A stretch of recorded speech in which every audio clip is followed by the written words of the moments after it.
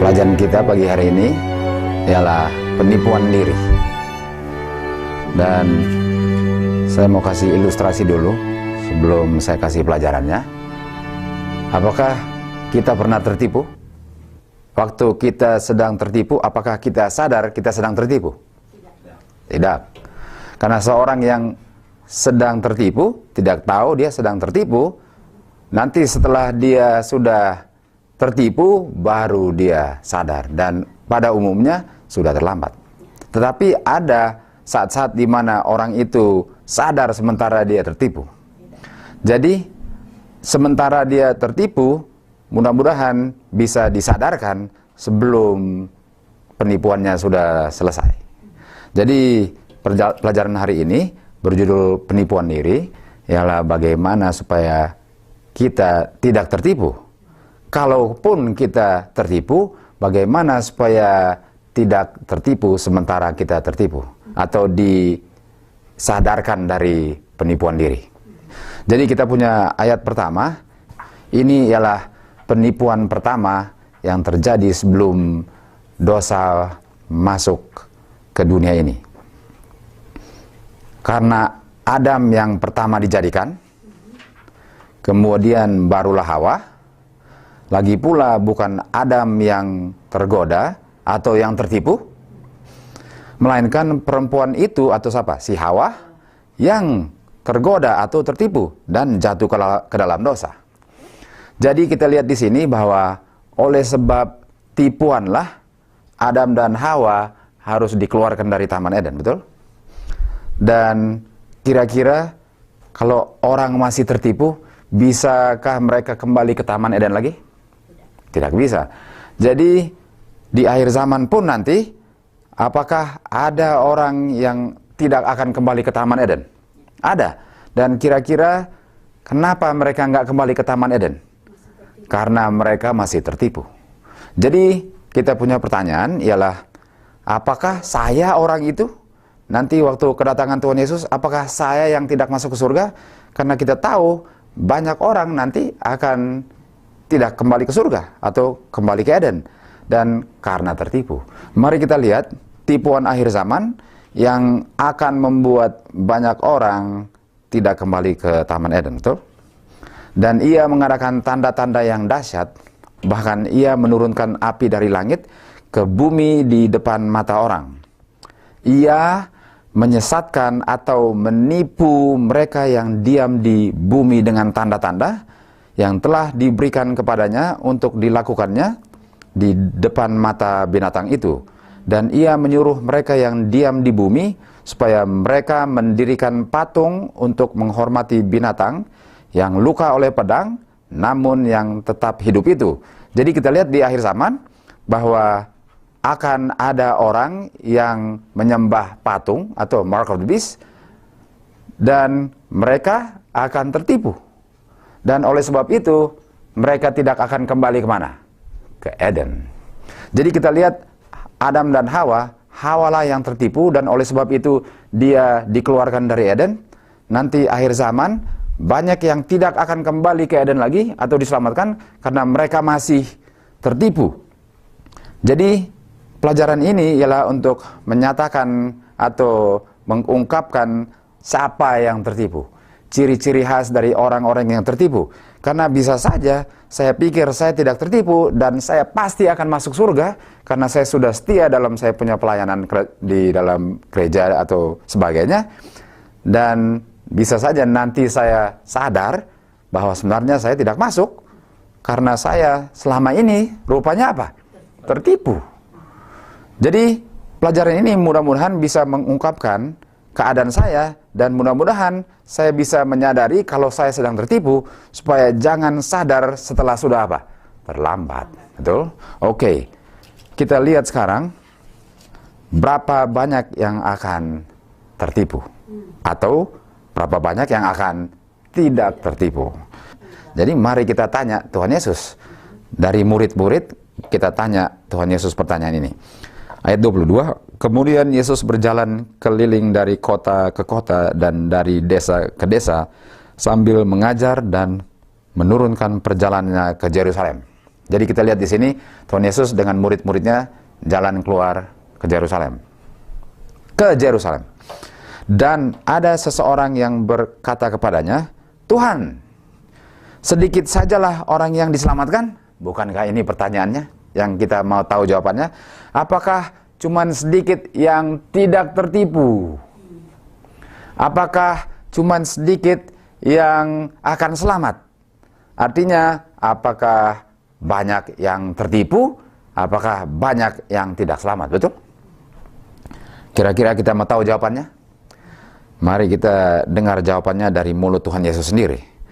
Jawab Yesus kepada orang-orang di situ, berjuanglah untuk masuk melalui pintu yang sesak itu. Jadi Tuhan Yesus nggak langsung bilang, oh sedikit atau banyak. Dia bilang apa? Berjuang masuk pintu yang sesak. Artinya orang yang tidak akan tertipu ialah orang-orang yang berjuang untuk masuk pintu yang sesak. Orang yang tidak berjuang untuk masuk pintu yang sesak akan tertipu.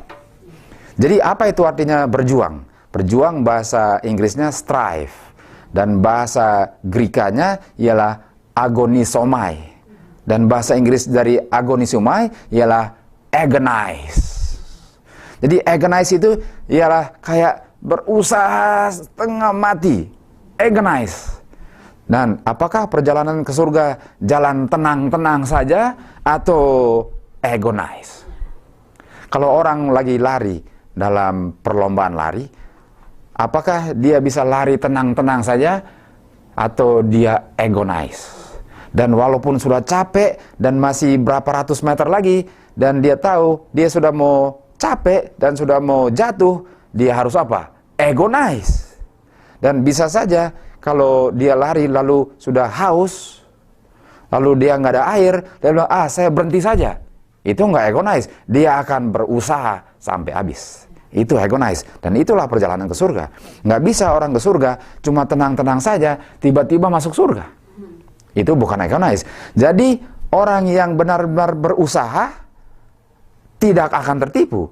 Orang yang tidak berusaha pasti tertipu atau sedang tertipu. Jadi Tuhan Yesus bilang, berjuanglah untuk masuk melalui pintu yang sesak itu. Kenapa harus berjuang? Sebab banyak orang, banyak. Jadi ini jawabannya. Apakah cuma sedikit? Tuhan Yesus bilang, banyak orang akan berusaha untuk masuk pintu yang sesak itu. Jadi banyak yang mau masuk. Banyak yang mau ke surga. Banyak yang mau diselamatkan. Tetapi tidak akan sanggup untuk masuk. Kenapa? Karena mereka tidak berjuang. Jadi banyak orang mau ke surga. Dan banyak orang tenang-tenang saja harap akan masuk surga, tidak berjuang. Mereka lah yang tergolong dalam kelompok yang banyak yang mau masuk, tetapi tidak sanggup. Artinya, kalau banyak yang mau masuk tetapi tidak akan masuk, jawaban Tuhan Yesus secara tidak langsung, cuma sedikit yang akan diselamatkan. Karena mereka berjuang. Betul? Mari kita lihat ke Matius 7 ayat 14. Ini jawaban langsung dari Tuhan Yesus. Karena sesaklah pintu dan sempitlah jalan yang menuju kepada kehidupan, betul kan? Dan orang yang kedapatan di dalam jalan yang sempit dan pintu yang sesak itu sedang apa? Berjuang. Dan sedikit orang yang mendapatnya. Jadi Tuhan Yesus bilang bahwa orang yang akan diselamatkan atau orang yang akan tidak tertipu hanya sedikit. Dan orang yang tidak diselamatkan karena masih tertipu banyak. Jadi kita harus tanya diri kita sendiri, apakah saya tergolong dalam orang yang banyak atau yang sedikit? Apakah saya sedang berjuang atau tidak berjuang? Jadi kalau saya tidak bikin apa-apa dalam kehidupan saya, tenang-tenang saja, belajar Alkitab enggak, berdoa sekali-sekali saja, dan masih marah-marah orang, dan enggak sedih karena dosa, saya tidak berjuang. Dan minggu depan masih sama. Minggu depannya masih sama. Apakah itu perjuangan? Tidak. Artinya, orang itu sedang menipu diri sendiri kalau dia anggap dia akan diselamatkan. Kita bisa ditipu diri sendiri, kita bisa tipu orang lain, pikir bahwa kita akan selamat. Tetapi kita tidak bisa tipu Tuhan.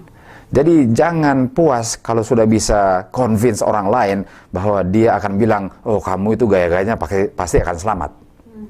Jangan convince orang lain, coba convince Tuhan Yesus. Karena Tuhan Yesus nggak akan tertipu. Jangan menyenangkan diri sendiri, berpikir bahwa saya pasti akan selamat, padahal saya tidak melakukan persyaratan yang saya harus lakukan. Which is, berjuang. Dan kalau saya masih penuh dengan cemburu, dan saya tidak berjuang untuk menghilangkan cemburu saya, jangan harap akan masuk surga kalau tidak ada perjuangan untuk melepaskan cemburu itu. Betul kan? Jadi jangan tipu diri sendiri, karena yang rugi diri sendiri. Mungkin sekarang saya senang karena orang pikir saya orang baik, tapi waktu sudah terlambat, who cares? Siapa pusing? Oh, saya pikir saya baik. Ya, walaupun saya baik, tetapi saya sebenarnya tidak baik. Nanti pada ujungnya saya nggak masuk, baru menyesal. Jadi kita harus berjuang secara individual. Jangan pikir karena saya sudah di dalam kelompok yang benar, saya pasti akan selamat. Karena kita punya keselamatan bukan tergantung dari kelompok yang benar.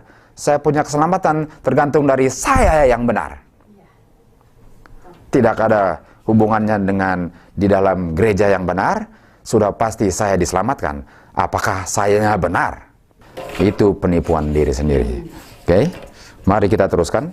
Mari kita lihat cerita-cerita di Alkitab yang akan menunjukkan dengan jelas ciri-ciri khas dari orang-orang yang sedang tertipu atau orang-orang yang tergolong dalam golongan yang banyak yang tidak berjuang ini. Mari kita lihat ciri-ciri khasnya dan kita akan perbandingkan 3 cerita di Alkitab. Karena di Alkitab sesuai dengan 2 Korintus 13 ayat 1 dikatakan bahwa kita harus ada paling kurang 2 atau 3 saksi untuk suatu hal disahkan atau ditetapkan. Jadi kita akan perbandingkan 3 cerita di Alkitab dan cari dia punya ciri-ciri khas, dan kita akan lihat dengan jujur apakah ciri-ciri khas itu berlaku kepada saya. Dan kalau berlaku, artinya saya sudah disadarkan dari saya punya tipuan diri. Tapi kalau saya pikir, saya enggak, itu orang lain, saudara sedang tertipu. Betul? Oke, jadi jangan tunjuk-tunjuk orang lain, tunjuk diri sendiri. Karena bisa saja saya tunjuk-tunjuk orang lain, dan orang lain itu bertobat, dan dia tidak tertipu dan selamat, sementara saya yang tunjuk-tunjuk dia akan tetap tertipu dan tergolong dalam kelompok yang banyak yang tidak akan kembali ke Taman Eden, betul? Oke, kita lihat ciri-ciri khas orang yang tertipu. Dan peristiwa pertama terdapat dalam buku Lukas pasal 13, 25-27. Mari kita buka ke situ. Ini adalah ciri-ciri khas dari orang-orang yang sedang tertipu. Dan nanti kita akan selidiki apakah orang-orang yang sedang tertipu ini, yang ceritanya kita dapat di dalam Alkitab, apakah ini orang-orang yang kehidupan, atau apakah ini orang-orang di dunia, atau ini orang-orang di dalam gereja yang mengharapkan untuk masuk ke surga, betul? Karena tadi dibilang banyak yang mau masuk ke surga. Apakah orang di dunia mau masuk atau orang yang di dalam gereja yang masuk, betul? Kita baca Lukas 13. Jika tuan rumah telah bangkit dan telah menutup pintu,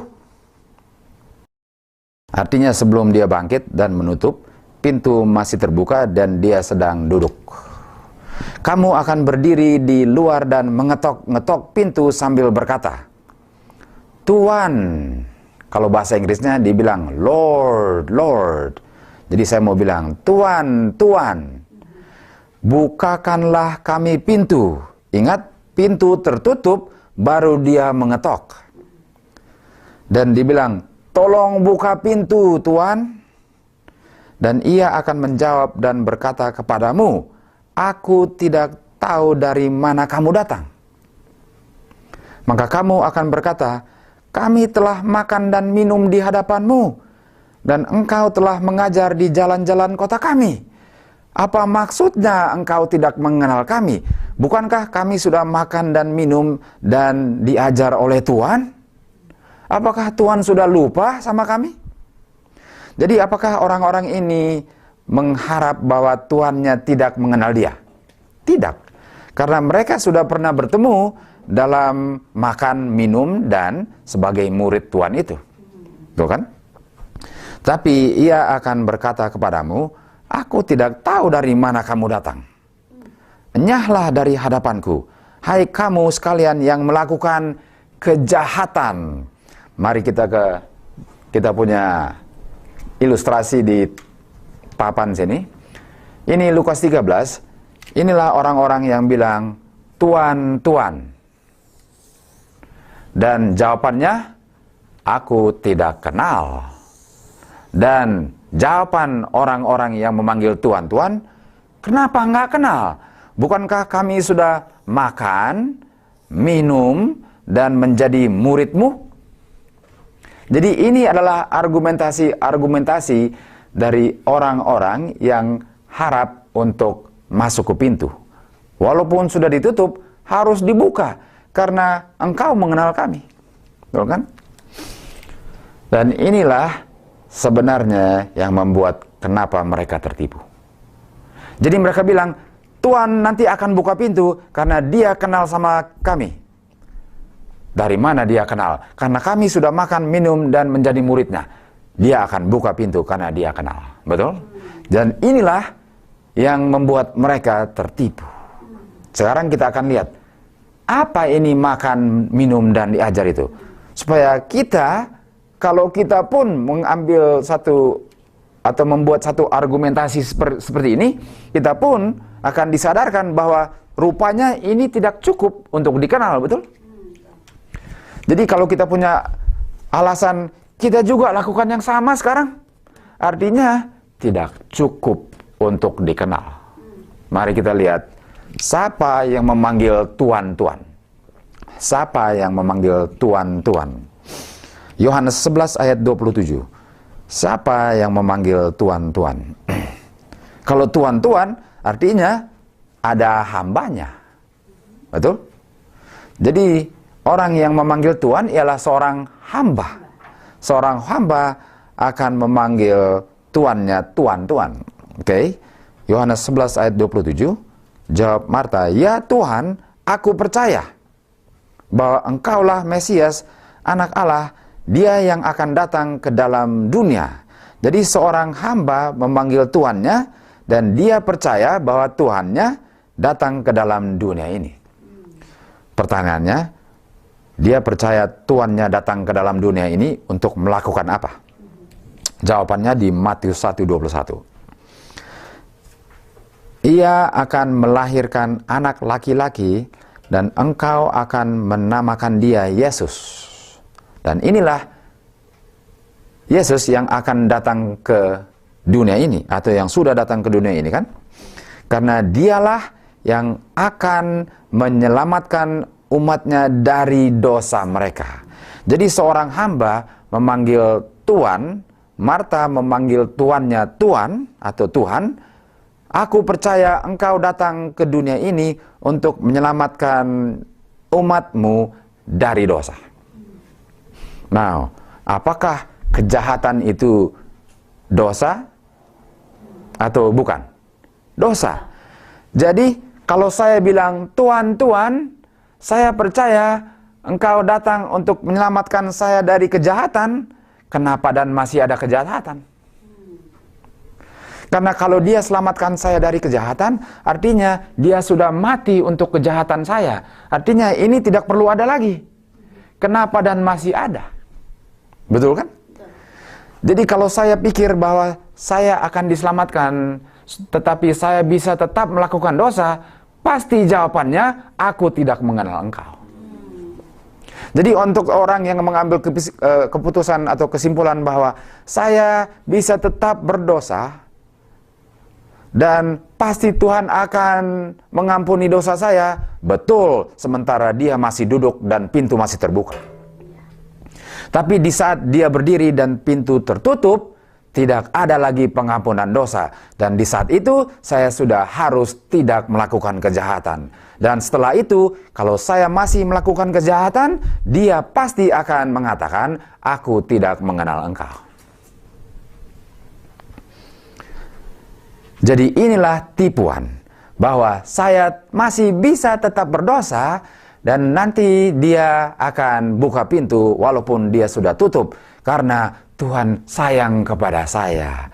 Itu benar, Tuhan sayang kepada saya, tapi dia benci dosa saya, dan dia akan tutup saya akan ditinggalkan di luar pintu oleh sebab dosa saya.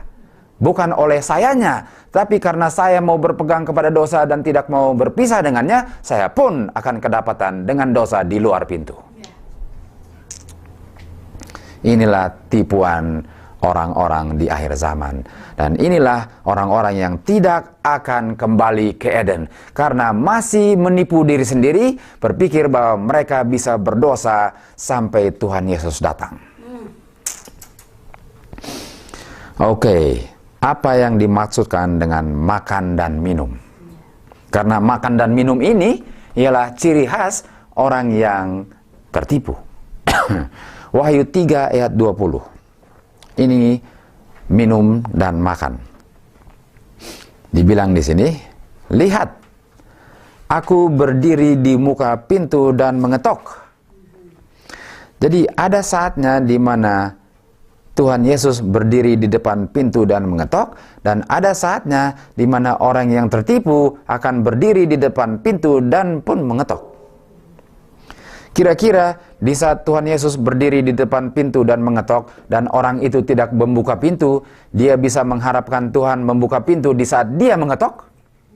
Tidak bisa, betul? Lihat, aku berdiri di muka pintu dan mengetok. Jikalau ada orang yang mendengar suaraku dan membukakan pintu, jadi seseorang itu harus mendengar suara Tuhan di luar pintu dulu, baru dia membuka pintu. Jadi apakah dia bisa buka pintu kalau dia tidak mendengar suaranya? Karena dia sedang sibuk dengan dengar suara-suara yang lain. Betul kan? Jadi dia nggak akan dengar dan dia nggak akan buka, dia nggak akan izinkan Tuhan masuk ke dalam pintu hatinya, sementara dia sedang mendengar hal-hal duniawi. Dan kalau saya sudah membuka pintu, apa yang terjadi? Aku akan masuk, mendapatkannya, dan aku akan makan bersama-sama dengan dia, dan ia bersama-sama dengan aku. Jadi Tuhan Yesus akan makan dan minum bersama-sama dengan saya, dan akan mengenal saya, dan akan tahu kalau saya di luar pintu, karena saya sudah makan dan minum bersama-sama dia di dalam pintu sama-sama. Apakah Tuhan Yesus bisa mengenal saya kalau saya makan di dalam pintu dan dia makan di luar pintu, karena saya tidak pernah membuka pintu di saat dia mengetok? Tidak. Kira-kira orang-orang yang memanggil Tuhan-Tuhan ini, yang jawabannya aku tidak kenal engkau, apakah Tuhan Yesus lagi makan dan minum bersamanya di dalam pintu, atau satu di dalam pintu yang lain di luar pintu? Orang ini akan makan dan minum sendiri, sementara Tuhan makan dan minum sendiri, dipisahkan oleh pintu yang tidak pernah dibuka. Dan inilah tipuan yang dia sedang alami. Dia pikir karena dia sudah makan dan minum, dan dengan Tuhan Yesus yang di luar pintu makan dan minum, dia harus dikenal. Dia akan dikenal hanya kalau Tuhan Yesus di dalam pintu dan makan dan minum bersamanya. Betul? Nah, apa ilustrasi yang kita bisa gunakan supaya kita bisa mengerti dalam kehidupan sehari-hari. Bukankah kita makan dan minum makanan dan minuman rohani di saat kita bergereja? Dan sementara saya menerima makanan roti hidup dan air hidup, dan sementara saya makan itu, apakah saya punya pikiran pun di dalam gereja atau di luar gereja? Karena Tuhan Yesus berada di dalam perkumpulan gereja itu. Tetapi, dan sementara saya makan dan minum air dan roti hidup, apakah pikiran saya pun di dalam atau sedang di luar? Dan orang yang tertipu itu ialah orang yang setiap Sabat datang dan menerima makanan dan minuman yang hidup, tetapi pikirannya sementara di dunia. Dan dialah orang yang makan dan pintu tertutup dan Tuhan Yesus masih mengetuk pintu di luar. Jadi nggak cukup untuk datang makan dan minum setiap minggu di gereja. Nggak cukup. Apakah saya punya badan di situ dan saya punya hati pun di situ? Dan inilah tipuan-tipuan. Karena banyak yang ke perbaktian atau tempat-tempat makanan-makanan rohani pergi, walaupun pikirannya tidak di situ. Karena pikirannya tidak di situ, karena dia sedang berbincang-bincang dengan temannya di samping. Atau dia sedang menggunakan dia punya HP, cellphone, dan sedang ngomong sama orang yang di luar gereja. Betul? Atau sedang SMS di dalam gereja, atau menjawab telepon yang bunyi di dalam gereja, atau sedang membuat rencana apa yang dia akan lakukan setelah sundown atau matahari terbenam, sementara badannya masih di gereja, atau sementara berpikir mengenai bisnis yang belum selesai sebelum matahari terbenam Jumat malam, yang dia akan teruskan setelah terbenam malam minggu, walaupun badannya di dalam gereja, dia pikirannya di luar gereja. Walaupun dia sedang makan di dalam, Tuhan sedang di luar pintu. Inilah tipuan-tipuan akhir zaman yang membuat orang akan mendapatkan jawaban, aku tidak pernah kenal engkau, karena tubuhmu di gereja, tetapi hatimu di luar gereja. Apakah ini tipuan yang sedang terjadi sekarang? Sedang. Dan inilah orang-orang yang akan tergolong dalam kelompok yang Tuhan Yesus bilang, banyak mau masuk, tetapi tidak sanggup. Karena mereka tenang-tenang saja, tidak berjuang untuk benar-benar. Sekedar masuk dalam gereja, pikir sudah selamat, padahal sedang di luar pintu ketok-ketok. Oke, siapa yang menjadi murid Tuhan sementara tidak dikenal sebagai muridnya? Betul? Diajar. Apakah seorang guru akan mengenal semua muridnya? Apakah seorang guru harus mengenal semua muridnya? Sebaiknya. Tapi apakah itu kenyataannya? Tidak. Jadi bisa saja seorang murid bertemu dengan gurunya, lalu bilang, Pak Guru, oh saya kenal kamu. Kamu selalu duduk di ujung kanan situ, dan kamu selalu terlambat. Dan paling suka bertanya. Lalu ada orang datang, Pak Guru, kenal saya? Saya nggak kenal siapa kamu. Tolong diingatkan kembali. Saya yang duduk di sebelah ujung kiri itu. Iya, tapi kamu nggak ada hal yang ciri-ciri khas yang membuat saya kenal kamu. Karena kamu kayaknya tenang-tenang saja, nggak pernah berkenalan dengan saya. Jadi untuk menjadi murid belum tentu dikenal. Dia harus membuat dirinya dikenal. Betul? Mari kita lihat Lukas 10:39-40. Tidak cukup untuk menjadi murid untuk dikenal, harus menjadi murid dan memperkenalkan diri kepada gurunya, apalagi kalau kelasnya banyak orang. Dan di sini banyak orang yang mau masuk pintu yang sempit ini. Perempuan itu mempunyai seorang saudara yang bernama Maria. Maria itu duduk dekat kaki Tuhan dan terus mendengarkan perkataannya. Sementara Tuhan Yesus mengajar firman kehidupan, Maria duduk di dekat kaki Tuhan Yesus. Jadi jaraknya sangat dekat. Sementara Marta sibuk melayani di dapur. Walaupun dua-dua di dalam bangunan yang sama, walaupun dua-dua di dalam bangunan gereja yang sama, walaupun dua-dua berbakti sama-sama di dalam bangunan yang sama, tetapi satu dekat dengan Tuhan Yesus, satu di dapur melayani makanan jasmani, untuk melayani makanan jasmani. Satu mementingkan makanan rohani, satu mementingkan makanan jasmani, walaupun dua-dua di dalam bangunan gereja yang sama. Kira-kira siapa yang sedang menipu diri? Marta atau Maria? Marta. Karena Marta adalah seorang murid yang jauh dari gurunya. Sedangkan Maria seorang murid yang nggak dikenal karena persis di bawah kaki Tuhan Yesus. Jadi, kok nggak kenal? Bukankah Tuhan sudah mengajar? Iya, tapi waktu saya mengajar, di mana engkau, Marta? Betul? Jadi ini adalah tipuan-tipuan yang membuat orang tidak akan sanggup masuk ke dalam pintu yang sempit itu dan jalan yang sesak. Sekarang kita lihat siapa yang masih melakukan kejahatan atau apa itu kejahatan, betul?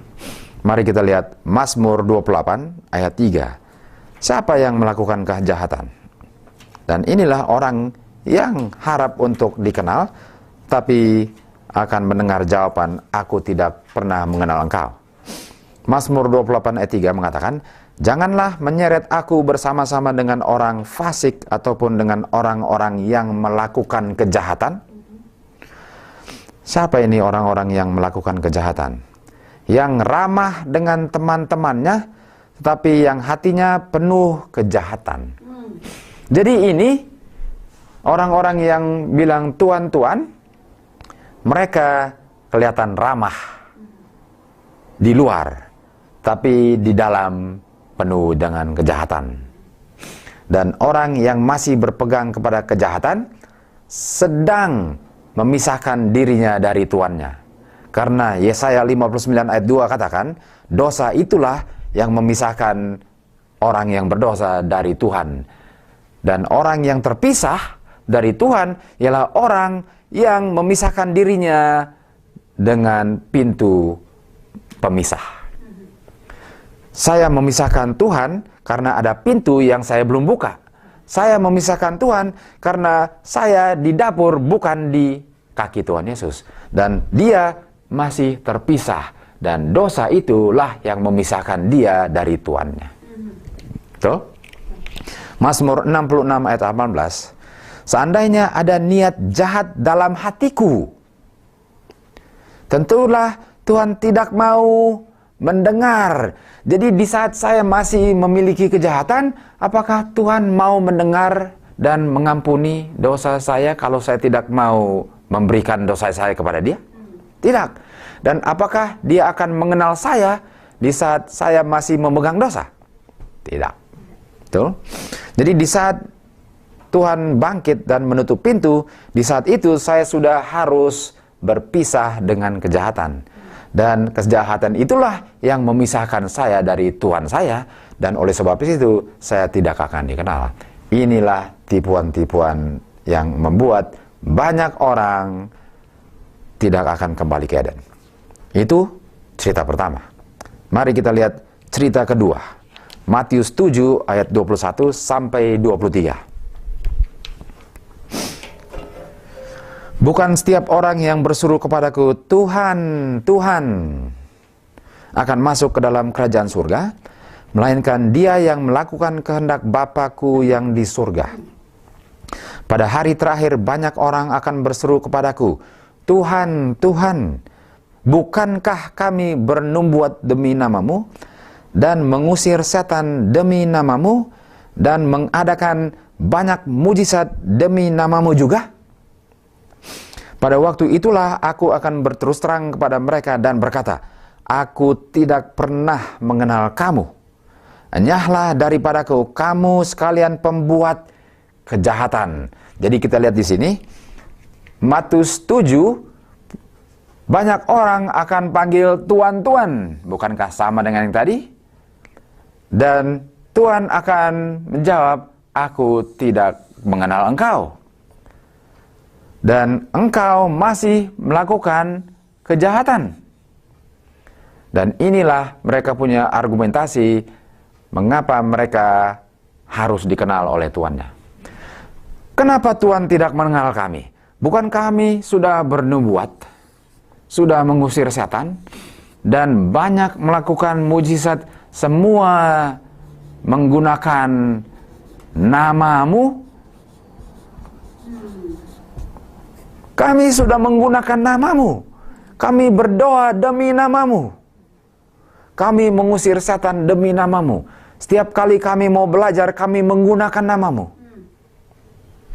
Dan kalau kami mau berdoa untuk orang lain, kami berdoa demi namamu.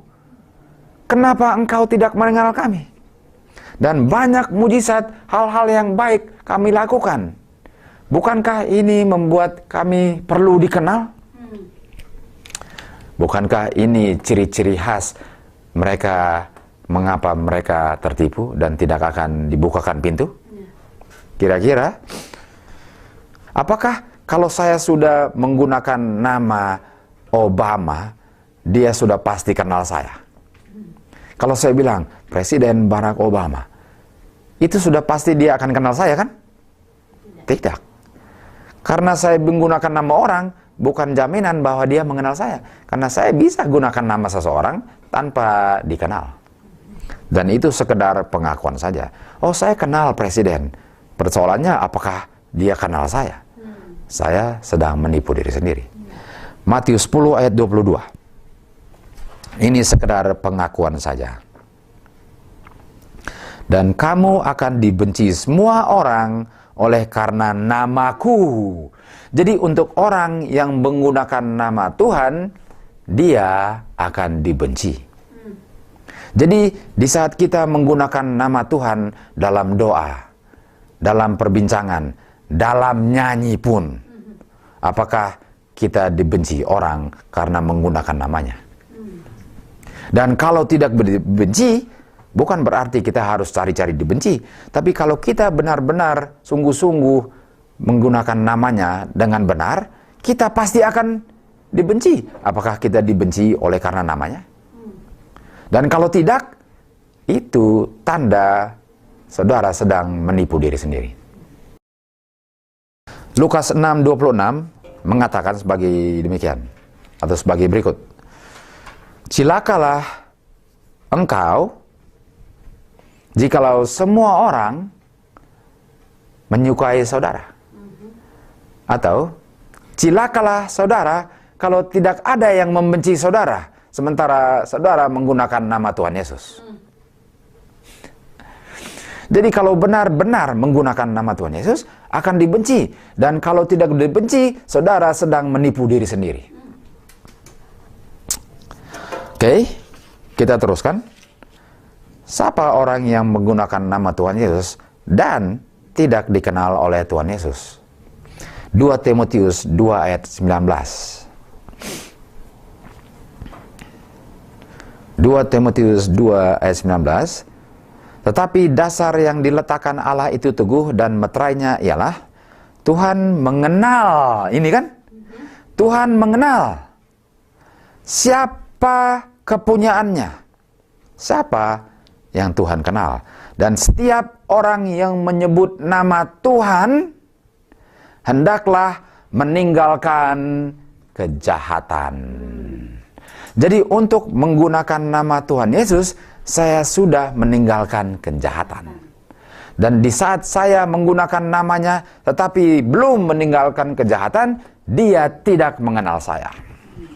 Jadi orang ini sedang menipu diri sendiri karena dia menggunakan namanya tanpa meninggalkan kejahatannya. Jadi kalau saya masih cinta dosa, saya masih ada cemburu, saya masih benci, dengki, dan menggunakan saksi dusta, fitnah, semua itu, tetapi nyanyi-nyanyi atau khotbah-khotbah, bicara-bicara dengan menggunakan nama Tuhan Yesus, saudara sedang menipu diri saudara. Tidak ada gunanya gunakan nama Tuhan Yesus, sementara semua kekejian masih dilakukan dalam diri atau masih dipikirkan di dalam hati. Tidak ada gunanya. Oke, kita teruskan. Apa yang dimaksudkan dengan nama Tuhan Yesus? Atau apa nama Tuhan Yesus itu sebenarnya melambangkan apa? Karena kalau saya menggunakan namanya, apa yang membuat dia akan mengenal saya di saat saya menggunakan namanya? Kita sudah tahu kalau saya gunakan namanya, kenapa saya tidak dikenal? Karena saya masih melakukan kejahatan. Kira-kira kalau saya atau apa yang membuat dia akan mengenal saya di saat saya menggunakan namanya, kan? Kisah 19 ayat 13-15. Ini satu cerita yang sangat menarik. Juga beberapa tukang jampi Yahudi yang berjalan keliling di negeri itu mencoba menyebut nama Tuhan Yesus atas mereka yang kerasukan roh jahat dengan berseru, katanya, "Aku menyumpahi kamu demi nama Yesus yang diberitakan oleh Paulus." Jadi ada orang-orang yang mau mengusir setan, ini dia, menggunakan nama Tuhan Yesus. Mereka yang melakukan hal itu ialah 7 orang anak dari seorang imam kepala Yahudi yang bernama Skewa. Tetapi sementara mereka mengusir setan dengan menggunakan nama Tuhan Yesus, roh jahat menjawab kepada mereka dan katakan, "Yesus aku kenal, Paulus pun aku ketahui, tetapi kamu siapa? Karena kamu menggunakan nama Tuhan Yesus yang kamu tidak kenal, sedangkan kamu menggunakan nama yang kamu tidak kenal untuk mengusir saya yang mengenal dia. Siapa kamu gunain nama Tuhan Yesus sementara kamu masih milikku?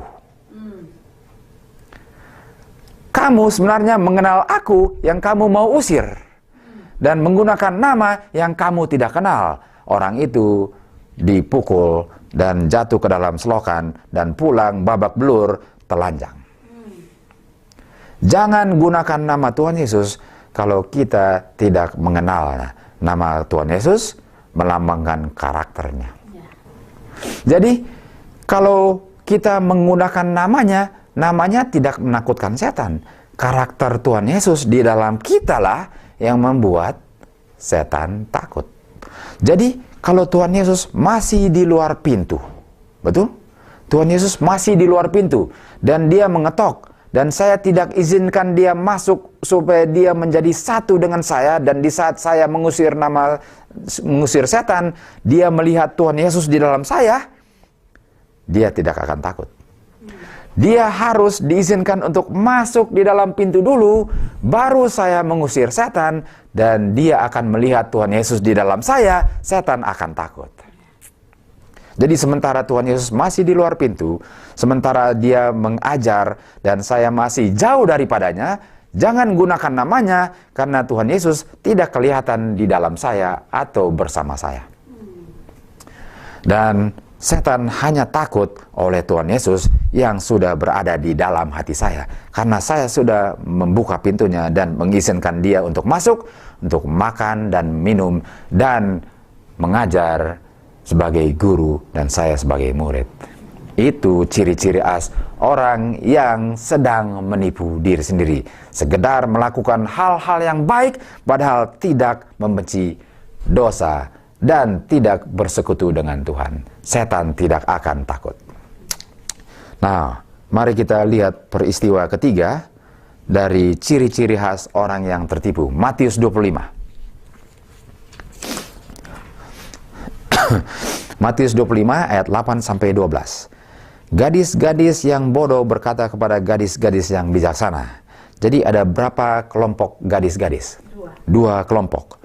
Berikanlah kami sedikit dari minyakmu itu, sebab pelita kami hampir padam. Jadi kita lihat di sini, gadis-gadis bodoh memiliki terang, tetapi hendak padam karena minyaknya sudah mau habis, betul? Jadi apakah mereka memiliki terang dan minyak? Betul, dua-dua mereka miliki. Tapi minyaknya sudah mau habis dan dua-dua akan habis juga. Tetapi jawab gadis-gadis yang bijaksana itu, tidak, nanti tidak cukup untuk kami dan untuk kamu. Lebih baik kamu pergi kepada penjual minyak dan beli di situ. Atau dengan kata lain, gadis-gadis yang bijaksana berkata kepada yang bodoh, pergilah beli minyak itu kepada seorang penjual yang sedang duduk dan pintu masih terbuka. Karena kalau engkau pergi di saat dia sudah bangkit berdiri dan pintu sudah tertutup, tidak akan dijual lagi dan engkau tidak akan mendapatkan minyak itu. Dan akan padamlah terangmu, betul? Artinya gadis-gadis bodoh, sementara penjual minyak sedang duduk dan pintu masih terbuka, apakah mereka berjuang untuk membeli minyak itu? Tidak. Karena mereka tenang-tenang saja. Dan harapkan nanti kita bisa beli minyak kapan saja. Tidak ada perjuangan hidup. Dan mereka lah yang akan tergolong dalam kelompok yang banyak. Karena tidak berjuang, tetapi harapkan untuk masuk pintu. Betul? Akan tetapi waktu mereka sedang pergi untuk membelinya, datanglah mempelai itu dan mereka yang telah siap sedia masuk bersama-sama dengan dia ke ruang perjamuan kawin. Lalu pintu ditutup, sementara yang gadis-gadis bodoh sedang cari untuk membeli minyak. Kemudian datang juga gadis-gadis yang lain itu dan berkata, Tuan, Tuan, sudah pernah mendengar itu Tuan-tuan? Bukakanlah kami pintu. Kenapa selalu harus mengetok setelah pintu tertutup? Kenapa tidak datang sementara masih terbuka? Kira-kira Tuhan Yesus menggunakan kata yang sangat tepat di mana dia pilih kata bodoh itu. Orang yang bodoh ialah orang yang tunggu sampai ketutup baru mau ketok.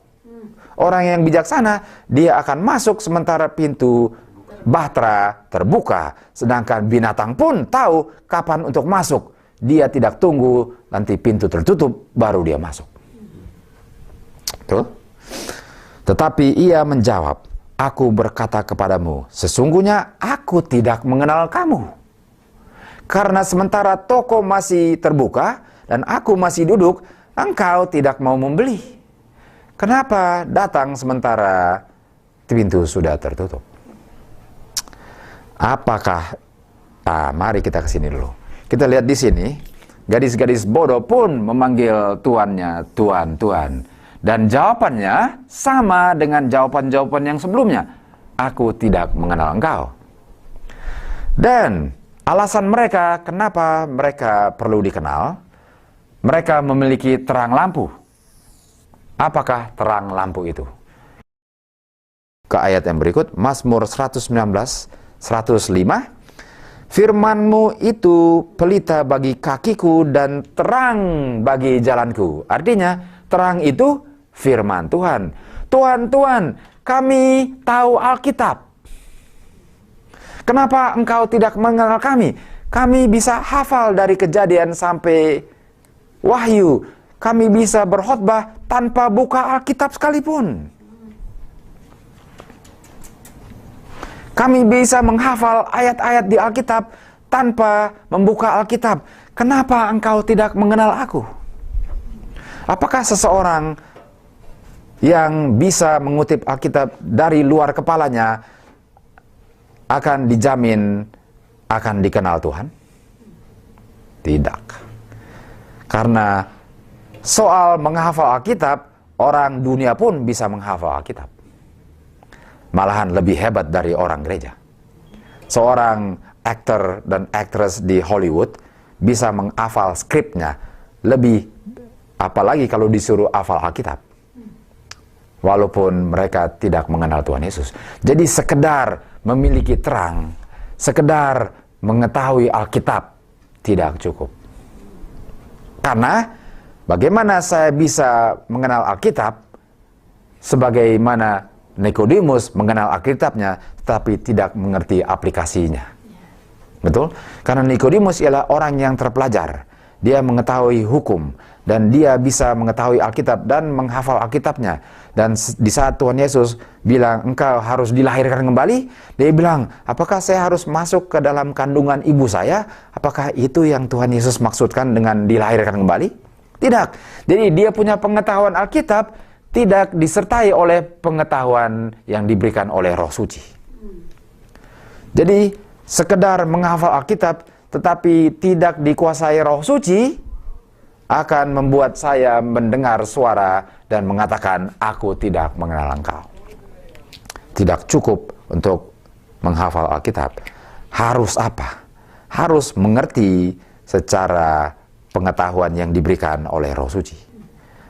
Karena saya bisa baca Alkitab dan menghafalnya walaupun saya nggak pernah ke gereja dan tidak percaya Tuhan Yesus sekalipun. Betul? Dan apa ini minyak yang sudah mau habis? Right? Mari kita lihat di Keluaran 27 ayat 20. Apa itu minyak lampu? Haruslah kau perintahkan kepada orang Israel supaya mereka membawa kepadamu minyak zaitun, tumbuk yang murni untuk lampu. Jadi minyak itu untuk lampu supaya orang dapat memasang lampu agar tetap menyala dan tidak padam, betul? Jadi minyak itu ialah supaya lampunya selalu nyala. Tidak boleh tidak nyala. Ini sudah mau padam. Kita tahu di Ka'bah, di bilik yang suci, kalau kita masuk di sebelah selatan terdapat kaki Dian. Dan ada 7 lampu. Dan imam-imam harus make sure bahwa lampu itu tidak pernah padam. Walaupun sudah mau mati, tetapi tidak pernah mati. Karena kalau mati, di manalah terang duniamu? Engkau sudah menjadi kegelapan dunia. Jadi harus selalu nyala. Di sini sudah mau mati. Ini tidak menjadi contoh yang baik. Karena ini kalau dia di saat dia mati, bukan menjadi terang dunia lagi. Right? Jadi kita harus mempertahankan kita punya terang untuk selalu nyala. Tuh. Apakah sekali terang selalu terang? Apakah sekali selamat selalu selamat? Tidak. Inilah tipuan. Sekali selamat selalu selamat. Tidak. Minyaknya harus dipertahankan. Sekali jalan di air pasti akan sampai Tuhan Yesus. Tidak. Harus tetap lihat kepada sumber minyak, jangan lihat ke belakang, pasti tenggelam. Sekali selamat, tidak pasti selalu selamat, kecuali kita tetap nyalakan terang itu dengan minyak. Apa itu minyak? 1 Samuel 16 ayat 13. Samuel mengambil tabung tanduk yang berisi minyak itu dan mengurapi Daud di tengah-tengah saudara-saudaranya. Sejak hari itu dan seterusnya, berkuasalah roh Tuhan atas Daud. Setelah Samuel mengurapi Daud dengan minyak, saat itu Daud dikuasai roh suci. Artinya minyak itu melambangkan roh suci. Di saat saya tidak memiliki roh suci, pengetahuan Alkitab saya sia-sia. Jadi saya bisa mengetahui Alkitab, tapi itu sia-sia karena tidak dibantu oleh kuasa roh suci. Orang dunia bisa hafal Alkitab, sedangkan dia sedang menolak roh suci. Tipuan diri. Tipu diri sendiri kalau kita pikir kita sudah hebat dalam hal-hal Alkitab, sementara kita tidak mendengar suara roh suci lagi. Tuh? Sekarang, siapakah orang-orang yang tertipu ini? Lukas 13, Matius 7, Matius 25. Apakah ini satu cerita atau 3 cerita yang berbeda-beda? Apakah ini 3 cerita yang berbeda-beda atau ini satu cerita yang dilihat dari berbagai sudut dan segi? Ini adalah satu cerita yang sama yang dilihat dari beberapa angle. Jadi orang yang sama, grup yang sama dilihat dari Lukas 13, Matius 7, dan Matius 25.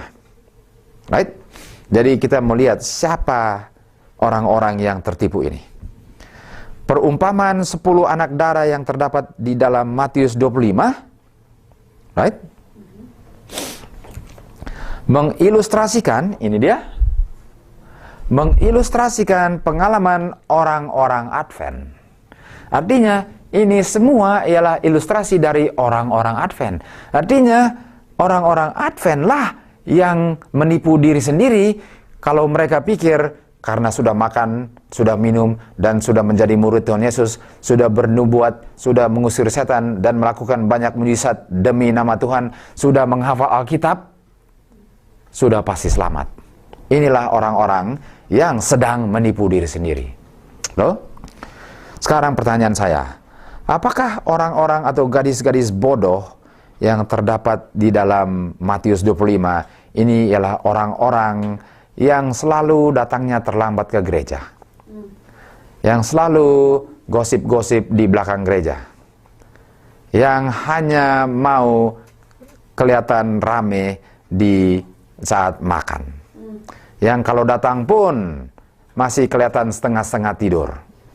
Apakah ini yang bodoh-bodoh? Mari kita lihat kutipan Mrs. White di Christ Object Lesson halaman 411. Golongan yang diwakili oleh gadis-gadis yang bodoh ini bukanlah orang-orang yang munafik. Artinya, orang-orang yang menipu diri sendiri ialah orang-orang yang selalu datang ke gereja tepat pada waktunya, yang selalu aktif dalam melayani di dalam gereja, yang selalu melakukan yang harus dilakukan oleh yang diharapkan untuk dia lakukan. Dan orang-orang ini lah orang-orang yang tidak kelihatan bahwa mereka itu bodoh. Dan dianggap orang sudah pasti selamat. Dan mereka pun menganggap saya pasti selamat karena semua yang saya lakukan ialah hal-hal yang baik. Dan orang pun pikir bahwa mereka akan selamat oleh karena semua yang mereka lakukan itu baik. Padahal mereka sedang menipu diri sendiri. Mereka tertarik akan kebenaran. Jadi mereka senang kebenaran. Kalau orang berbicara benar, mereka nggak bilang, "Aduh, jangan bicara-bicara yang benar, saya nggak suka itu. Saya cuma suka ngomong-ngomong hal-hal duniawi." Bukan itu. Bukan itu ya. Mereka membagikan kebenaran kepada orang lain. Mereka pun membagi-bagi kepada orang lain. Jadi mereka suka kebenaran, mereka suka membagi-bagi. Mereka tertarik kepada mereka yang percaya akan kebenaran. Teman-temannya ialah orang-orang yang percaya juga.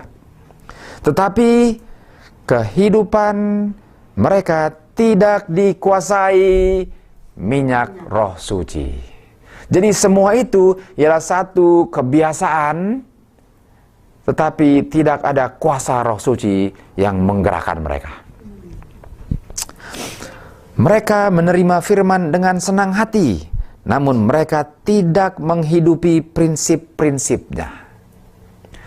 Mereka hafal Alkitab, walaupun tidak pernah mengaplikasikannya di dalam kehidupannya.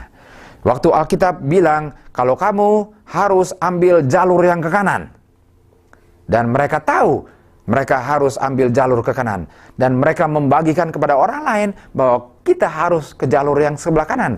Dan mereka suka bergabung kepada orang yang mau ambil jalur ke kanan. Tapi mereka sendiri ambil jalur ke kiri. Menipu diri sendiri. Pengaruhnya tidak menguasai kehidupannya. Golongan yang diwakili oleh gadis-gadis yang bodoh ini sudah puas dengan sekedar penampilan kerohanian saja. Golongan ini sudah puas, sudah makan walaupun bukan dengan Tuhan Yesus. Sudah puas menjadi murid walaupun tidak dikenalnya. Sudah puas dalam menggunakan nama Tuhan Yesus walaupun tidak memiliki karakternya. Sudah puas dengan menghafal Alkitab walaupun tidak memiliki roh sucinya. Sudah puas, orang sudah katakan kamu itu hebat. Sudah puas walaupun di mata Tuhan masih melarat, malang, buta, telanjang, dan miskin. Sudah puas dengan perjalanan ke surga tanpa berjuang dan mengharapkan akan masuk tenang-tenang, sementara orang lain sedang berjuang dan bisa saja sedang mengolok-olok orang yang sedang berjuang. Inilah golongan-golongan orang yang bodoh, yang akan mendengar suara Tuhan mengatakan, "Aku tidak pernah mengenal engkau, karena engkau tidak pernah mengambil waktu untuk membuka pintu dan berkenalan dengan aku secara pribadi." Mereka tidak mengenal Allah. Kenapa tidak mengenal? Bagaimana bisa mengenal dari jauh? Bagaimana bisa mengenal seseorang sementara saya di dapur? Bagaimana bisa mengenal Allah sementara saya sekedar menggunakan namanya tapi tidak ingin memiliki karakternya? Bagaimana bisa mengenal Allah sementara saya makan dan minum dari jauh? Walaupun tubuh di luar Sodom, pikiran saya masih di dalam Sodom. Bagaimana saya bisa dikenal Tuhan? Mereka tidak mempelajari karakternya, dan oleh sebab itu mereka tidak memiliki karakternya atau mengenal namanya. Mereka tidak mengadakan persekutuan dengannya karena mereka masih dipisah oleh dosa yang mereka cintai itu. Tuh. Karena itu mereka tidak tahu bagaimana untuk mempercayainya, bagaimana melihatnya dan hidup. Layanan mereka kepada Allah hanyalah sekedar kebiasaan rutin, walaupun tidak dikenal siapa yang sedang dilayaninya itu. Inilah orang-orang yang sedang menipu diri sendiri. Dan kita pelajari bahwa orang-orang ini terdapat dalam golongan orang-orang Masih Advent hari ke-7. Di mana saya pun salah satunya. Testimoni volume 5 halaman 213. Tidak semua yang mengaku memelihara hari Sabat akan menerima meterai Allah. Artinya, ada yang akan menerima tanda binatang, sementara mengaku mengenal Tuhan. Ada banyak, bahkan di antara mereka yang mengajarkan kebenaran kepada orang lain, yang tidak akan menerima meterai Allah di dahi mereka. Seorang guru, seorang pendeta, seorang Bible workers yang mengajarkan kebenaran, bukanlah jaminan dia akan dikenal yang dia ajari kepada orang lain. Mereka memiliki terang kebenaran. Mereka memiliki terang kebenaran, betul? Ini dia punya terang. Mereka mengetahui akan kehendaknya. Mereka mengerti setiap titik dari iman mereka, tetapi mereka tidak melaksanakannya. Mereka tahu semua ini, tapi mereka tidak menghidupkannya. Siapa mereka yang tertipu? Yakobus 1 ayat 22. Tetapi hendaklah kamu menjadi pelaku firman dan bukan hanya pendengar saja. Mengapa? Sebab jika tidak demikian, kamu menipu diri sendiri. Jadi orang yang sedang menipu diri sendiri adalah orang yang mengetahui tetapi tidak melakukannya. Apakah cukup untuk sekedar mengetahui? Yakobus 2:19. Engkau percaya bahwa hanya ada satu Allah saja. Hal itu baik. Tetapi setan-setan pun juga percaya bahwa hanya ada satu Allah saja. Akan hal itu, tapi mereka gemetar dan akan hilang. Dan tidak dikenal Allah. Artinya untuk sekedar percaya, untuk sekedar mengetahui tidak cukup. Karena setan pun lebih percaya dan lebih mengetahui apa yang benar. Karena mereka pernah hidup di dalam kerajaan surga, di mana kita belum pernah. Dan mereka lebih mengenal akan hal-hal rohani dan hal-hal surgawi. Dan mereka pernah bertatapan dengan malaikat yang sedang menjaga kita.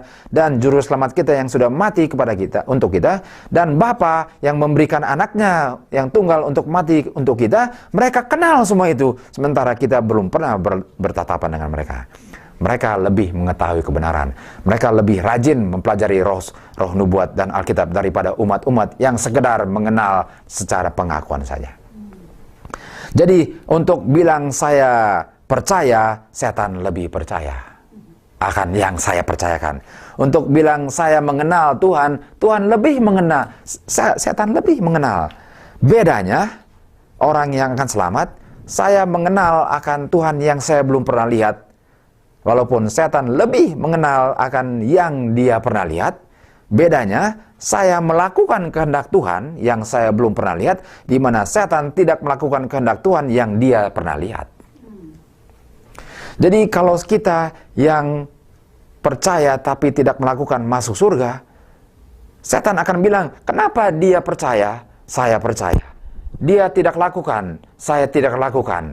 Dia masuk, saya tidak masuk. Dia harus masuk. Karena kalau kita punya keselamatan berdasarkan kepercayaan, yang harus masuk duluan ialah setan. Betul? Setan yang harus pertama dimasukkan kembali ke dalam surga kalau keselamatan berdasarkan pengetahuan saja.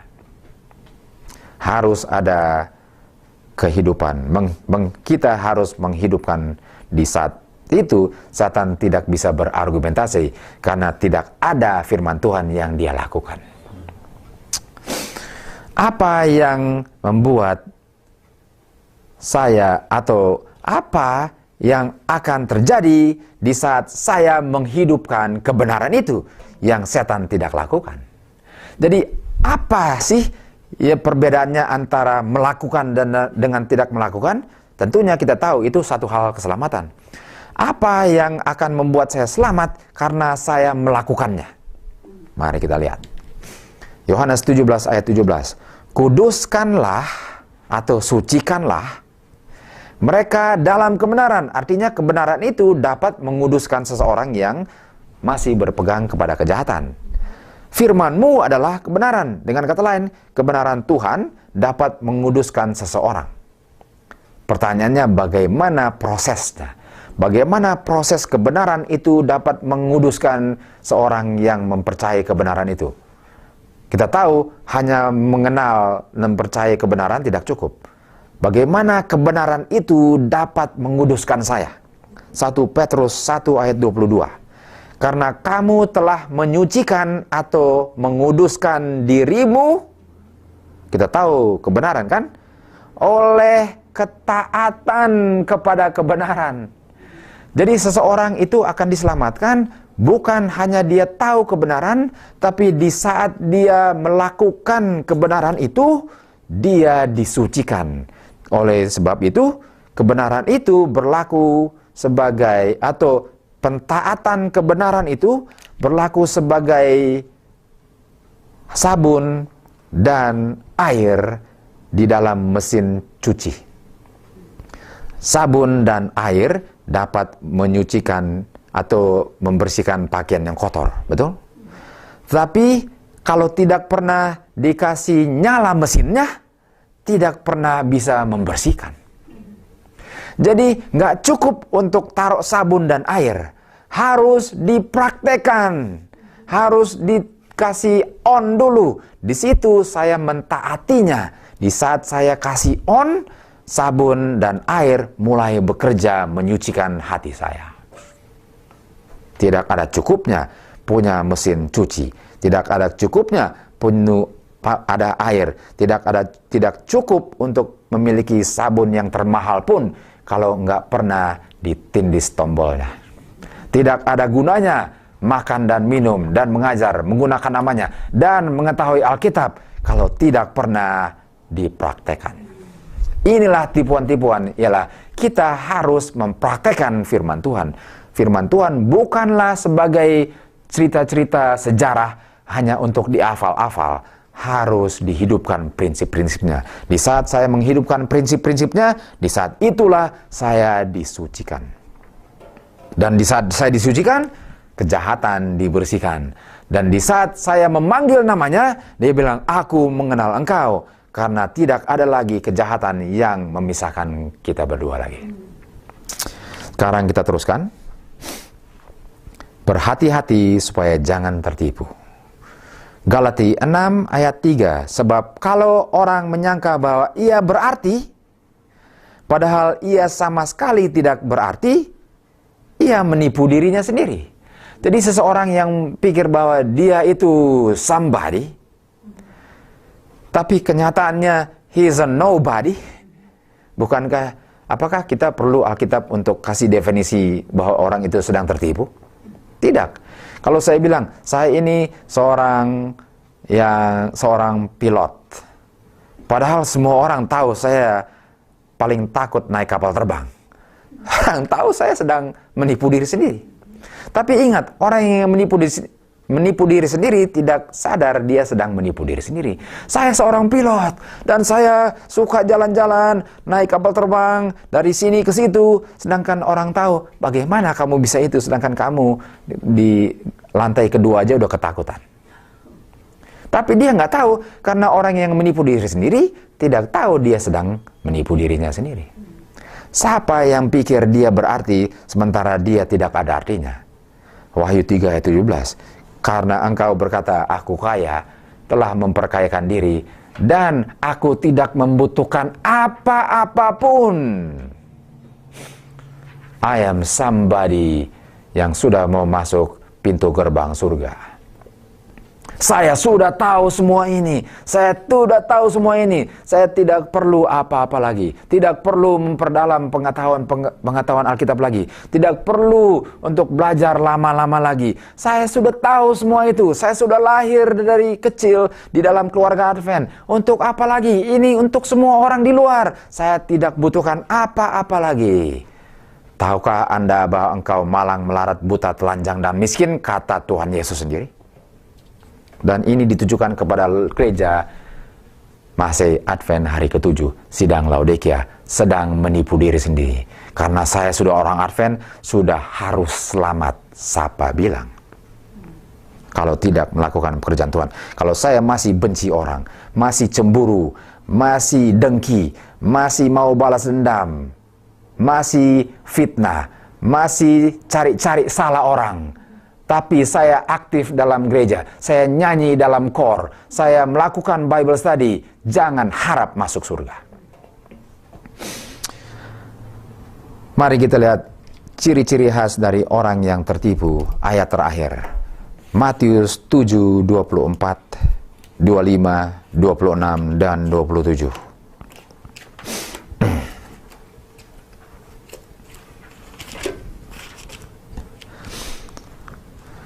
Oleh sebab itu, barang siapa yang mendengar perkataanku dan melakukannya, orang itu ialah orang yang bijaksana, yang membuat atau mendirikan rumahnya di atas batu.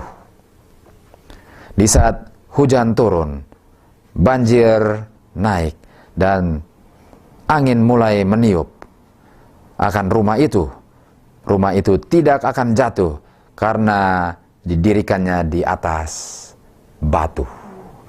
Orang yang mendengar dan melakukan di saat angin, hujan, dan banjir datang, dia tidak akan jatuh.